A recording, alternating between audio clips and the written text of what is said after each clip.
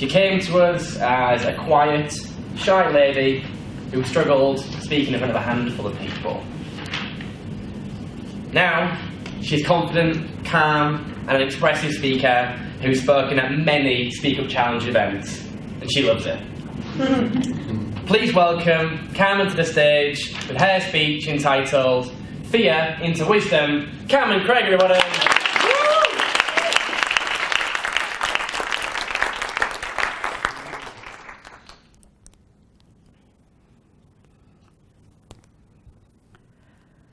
When I was about 6 years old,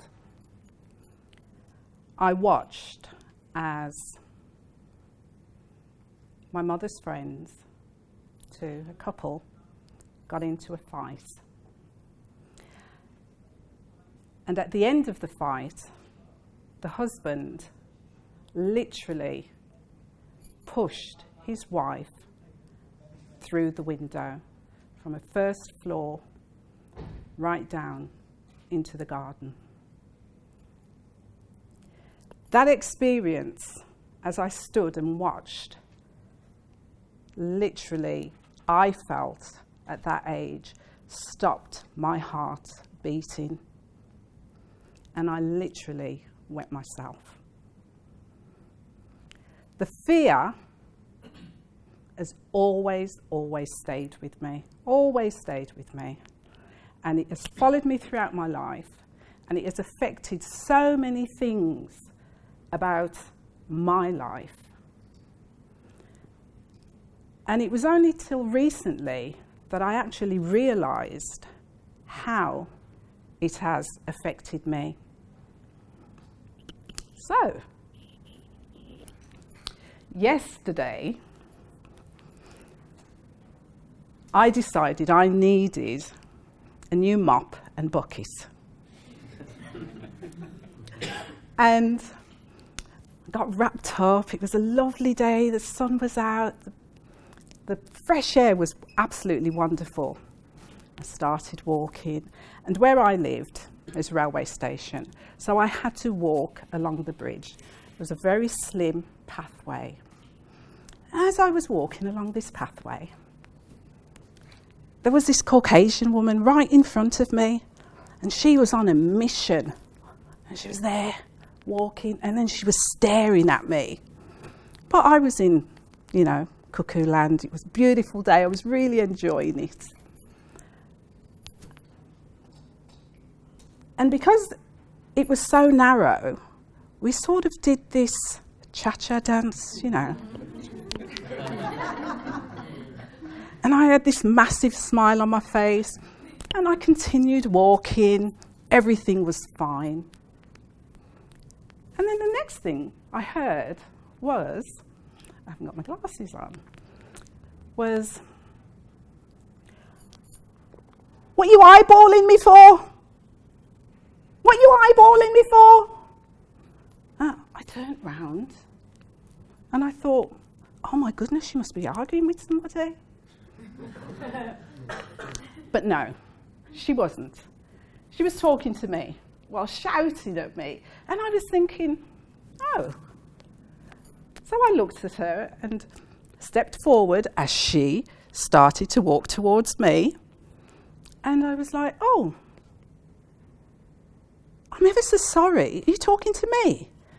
And she was like, I said, what you eyeballing me for? And I went, well, I was just sort of smiling because, we sort of did this thing. And, I wasn't being rude. I really didn't mean to upset you. And as I spoke to her, she just melted.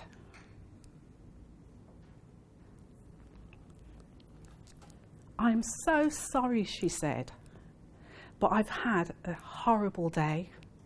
My children have been taken from me, all because the social workers have said I have a personality disorder. I was like, I'm so sorry to hear that.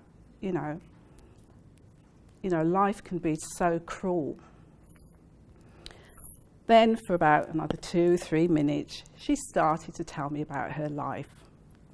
So I listened politely. And then eventually I said, well, I'm ever so sorry, but I've got to go.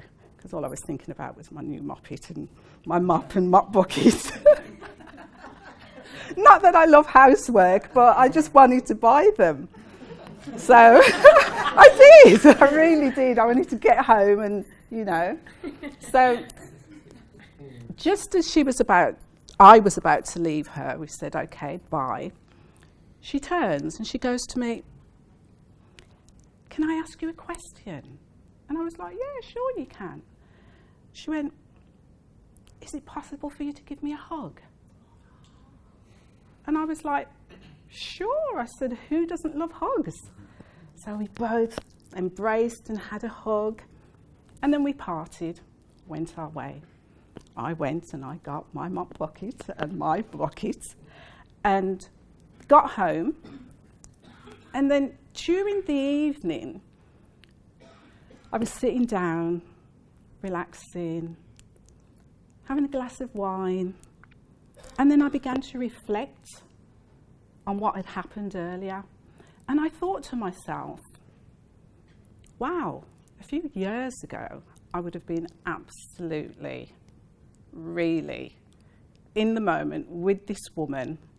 And what could have happened was something extremely verbal or maybe physical. I realised at that moment that fear can bring us to a very different place. But what I had done was, instead of going into my fear, I thought about compassion for this woman. When I saw her coming towards me, there wasn't this, oh my God, what am I going to do? I'm so little and she's so tall. It was more of, oh, what's going on here? I then thought to myself, what would a wise woman do? Would a wise woman just barge in and continue arguing and get into a scuffle? Or would she have shown compassion? I hope that what I did was to really show compassion to this woman. And I hope what I did in my thinking was to be a wise woman. And that is how I want to live the rest of my life. I'm hoping that I have many years to go, because I have to tell you all, in 9 days' time I'm going to be 60. And I am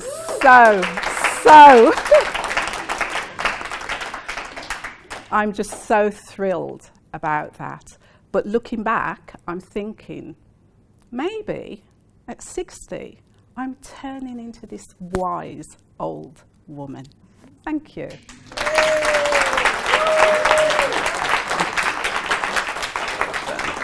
I think it'll be okay. I know. You won't